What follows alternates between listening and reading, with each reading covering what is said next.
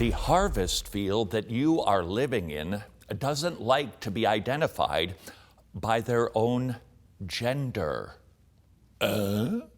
We would do well to figure out what in the world is going on here. And I think Anthony Esselin, recently writing an article about pronouns, ordinary people, and the war over reality, helps us get what is happening out there as we watch that scenario and dozens of other scenarios just like it.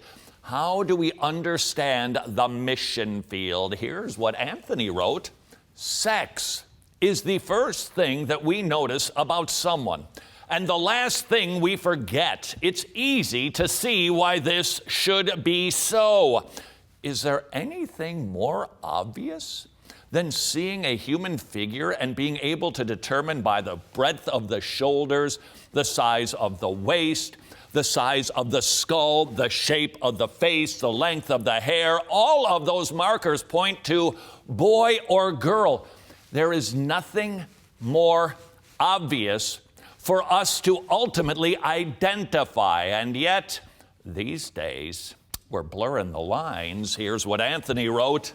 To pretend, therefore, that we do not know what we immediately and urgently perceive is to do violence at once to human nature, to language, and the possibility of a shared life, and the intellect's capacity to apprehend reality. If I can't say, hey, look, there's a dude walking down the street, then it's hard to see how I can make any reliable judgment about anything at all that bears on human existence. In other words, if we can't agree, that's a boy, that's a girl, we can't have a conversation about anything. Permit me, dear missionary, to give you a dramatic presentation of what this like. Hey, Adrian. Hi, Todd. How are you? I'm well. Hey, listen, tell me, that thing, I saw you pull up today in something that was transporting you. What was that thing? My minivan? My microvan, actually. No, it was a NASA rocket.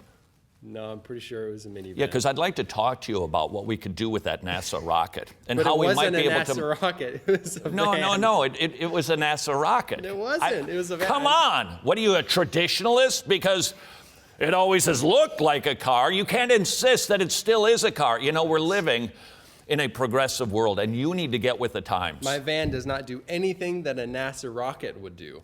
Therefore, it's a van. Those are stereotypes, and you're a hateful bigot.